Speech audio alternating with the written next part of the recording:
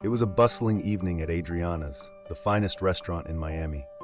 The ambiance was breathtaking. Chandeliers sparkled like diamonds from the ceiling, casting a soft glow over white tablecloths so pristine they seemed untouched. Shiny silverware reflected the warm candlelight, and the air was filled with the aroma of gourmet dishes. Waiters moved like dancers, gliding between tables with practiced grace, balancing plates of food as though performing a symphony. At the heart of the restaurant sat a group of 3 women. Leading the trio was Claudia Sterling, a socialite known for her wealth and flair for the dramatic. Dressed in an emerald green designer gown adorned with dazzling jewelry, Claudia radiated confidence, or arrogance, depending on whom you asked. She carried herself like royalty, exuding an air of superiority that suggested she believed the world revolved around her. To Claudia, people were simply fixtures in her orbit, existing only to serve her needs. Sophie, a young waitress, was working the dinner shift that night. Her delicate features were shadowed with exhaustion, the result of back-to-back shifts as she saved up for college. Sophie's job was demanding, but she had always prided herself on her professionalism. However, fatigue was catching up with her, and it showed. As she carried a tray of sparkling glasses to a nearby table, her foot caught on a loose edge of the carpet. Though she managed to steady herself, one glass wobbled precariously. Claudia, seated nearby, witnessed this with a cruel smirk. "Oh, lovely," she murmured to her companions, her voice dripping with sarcasm. "They'll let anyone work here, won't they?" The remark stung, but Sophie bit her lip and continued working. When she arrived at Claudia's table with their meals, she spoke politely, her tone calm despite the tension. "Here you are, ladies. I hope you enjoy your meal." Claudia barely glanced at her plate before making a show of displeasure. "Is this supposed to be medium rare?" she demanded, prodding the steak with her fork. "It looks overcooked. And what took so long? Were you on a break?" "I'm so sorry," Sophie began, her voice steady but trembling at the edges. "Don't bother apologizing," Claudia interrupted with a wave of her hand. "How hard can it be to get an order right?" Her friends chuckled, their laughter sharp and unkind. Sophie's face burned as other diners turned to watch the scene unfold. In the far corner of the restaurant, a man in a modest navy suit observed everything.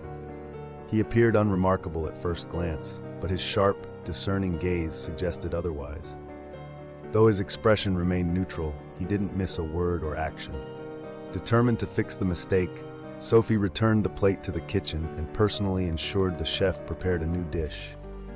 When she brought it back, she placed it in front of Claudia with as much grace as she could muster. "The chef prepared this fresh for you, ma'am," she said softly. Claudia sniffed at the plate and gave a dismissive shrug. "I suppose it'll do," she said. "Next time, get it right the first time and learn to walk without stumbling. Honestly, you're making this place look second-rate."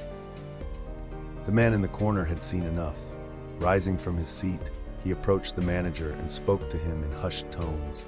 The manager's eyes widened as he nodded and hurried off. Claudia, oblivious to the brewing storm, continued regaling her friends with tales of her latest luxury vacation plans.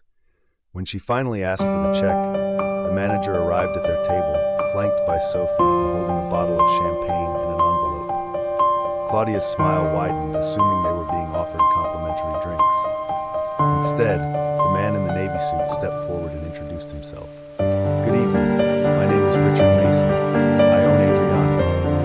The color drained from Claudia's face. "Oh," she stammered, bravado slapped. Richard's tone was calm and firm. "I couldn't help but notice how you treated my staff today. What you might not know is that Sophie is my niece." He paused, letting the words sink in. "She's here working hard to pay for her education. She deserves respect, just like every member of the team." The restaurant fell silent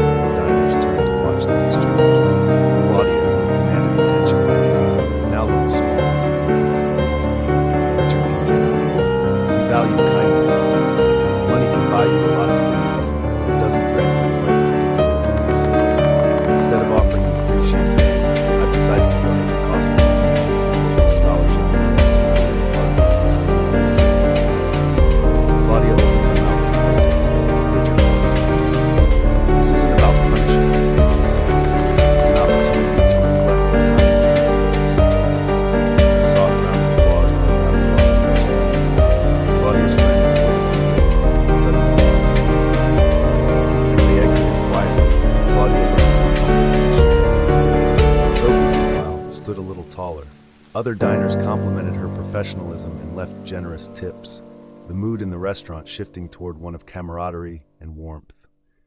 By the end of the night, the message was clear.